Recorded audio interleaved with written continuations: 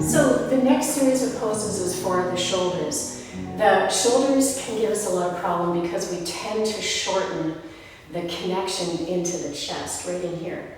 So what often happens is people will get round-shouldered, or they'll get what's called kyphosis, where the chin comes forward. So what we're going to work on is getting the shoulder blades back and down so that you're freer in through the front of the shoulder here. You'll find you'll have, obviously, a looser neck, but you'll also feel a freer shoulder when you're doing any kind of lifting.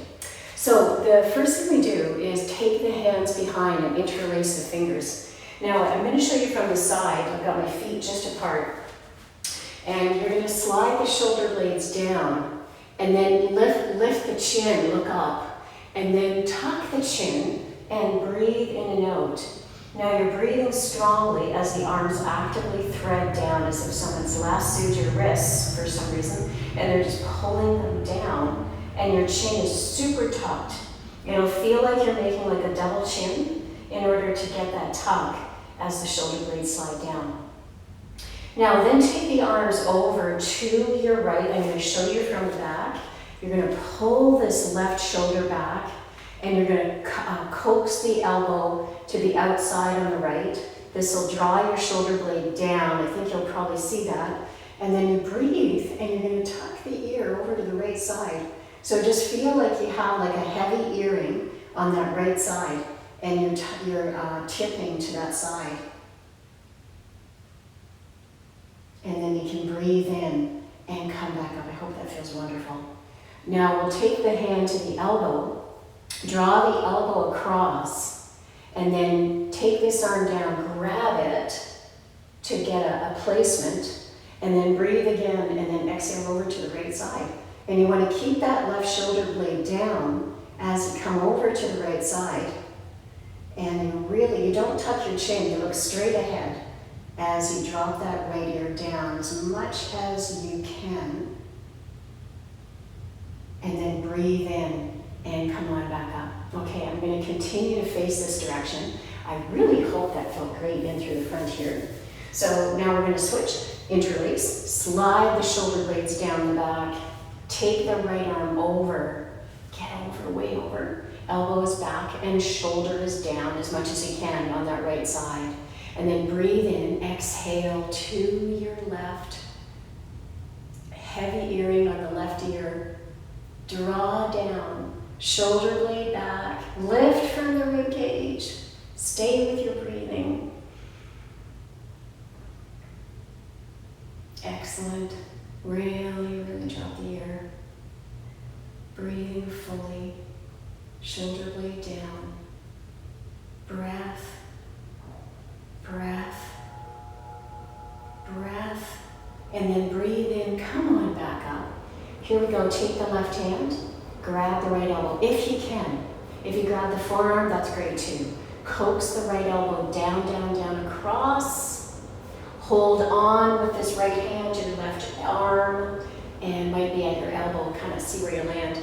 And then breathe in, exhale over to the left, heavy earring again. Please notice that shoulder, that right shoulder really drops down.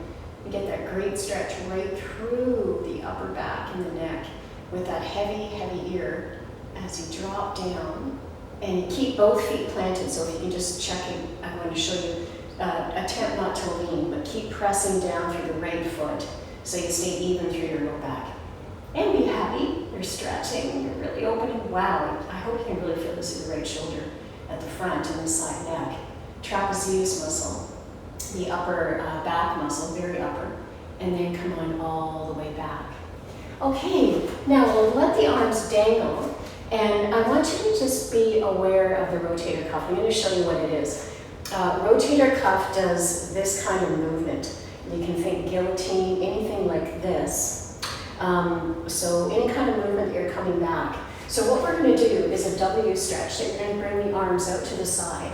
This might be really challenging, so notice if you need to have the elbows further back. But I'm wishing if you can come into a straight down elbow. Attempt not to pop the rib cage. It's really easy to do that in this position. So what I find is I'll really press my feet down, and that helps to pull the tailbone down. And then as I bring the elbows back, I'll make sure I don't pop my chest rib cage forward. So you want to come back, press down through all four corners of the feet, and keep pressing the elbows back. So you're going to pulse them back now. So it's a press behind the midline of the body, if you can, and you keep pressing back. So you keep pressing there, working. I hope you can feel this in through the chest muscle, and then I think I popped my rib cage again. So you can keep the rib cage back, and the palms are open. It's great to stretch the fingers at the same time. Now notice that the chin does not come forward. So I want you to imagine it feels like you're pressing your head back against the wall and your body back against the wall, which is one way of doing this actually. And keep the head back. So we're avoiding this, bringing the chin forward because the shoulders came back. Keep the chin tucked back a bit, and you'll probably be in the best position. So I'm wishing that the crown of the head is in line with your torso and your elbows pressed back. This is a very strong stretch. Okay, now let the arms dangle and let them be heavy. And then I want you to just turn through the torso, letting your arms dangle. They're going to slap and come around. This is an actual yoga thing that we do in Hatha yoga. You let the arms dangle, and try not to wreck the joint, and let your body really rotate and enjoy the movement. And you're just letting the eyes follow the turn. Notice any sensations. That's the pretty word for discomfort. If there's any area that hurts. And then come on back to your center. Okay, now we're going to come into more of a stretch through the chest and the shoulder. I'm going to give you two options. One is to interlace and come down again. And then to step the feet wide. And I'm going to show you from the middle. And then to reach the wrists out, pull up from the thighs, so you're getting a stretch through the low back, and to reach the wrists over towards the head side of the body. Now, here I am showing you from the side. If this is too much in some way, then the other way you can do that is, how did I want to do this? I think I would take the hands to the elbows, slide the shoulders down again, and then I just want to feel how I want to do this because there's so many variations. You slide down, and then you would tuck your chin as we began, so you're getting a stretch in the upper back. And yeah, I think I'll have you still forward bend. So you'll still forward bend and pull up from the thighs and reach right out through the crown of the head.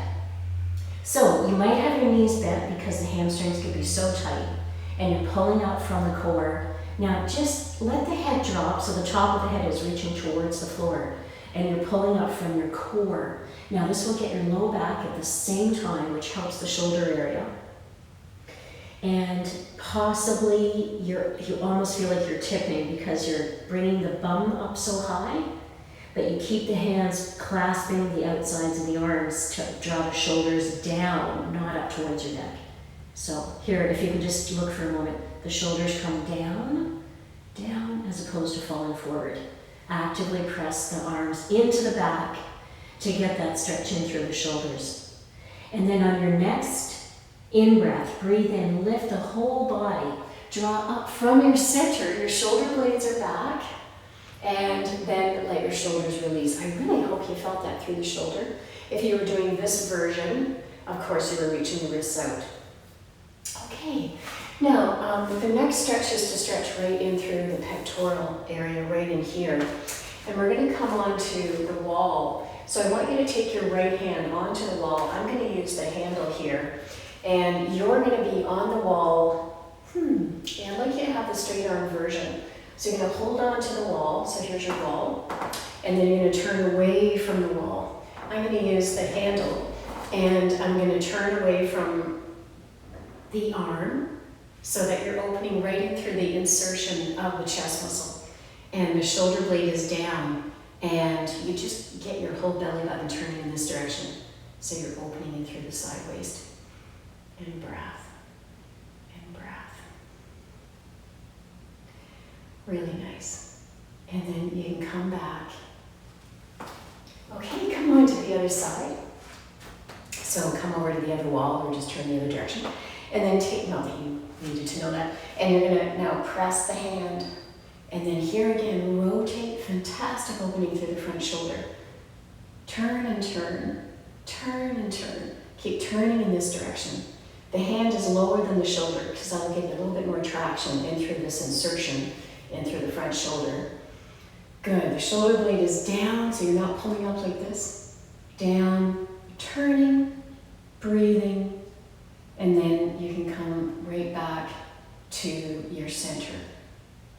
Okay, now we're going to take the hands again onto the top arm. Press the shoulder blades down, really down, and look up.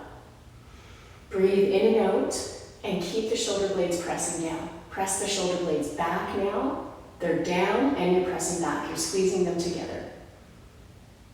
Okay, and then you can gently release. Now we'll do a counter stretch, and we'll bring the left arm up, and then take your right arm under like so. And you're wrapping at the elbow. Sometimes you can get to the hand. It always looks miraculous. And if you're here, fantastic. Wherever you are, take an in-breath and then come on over to your right side.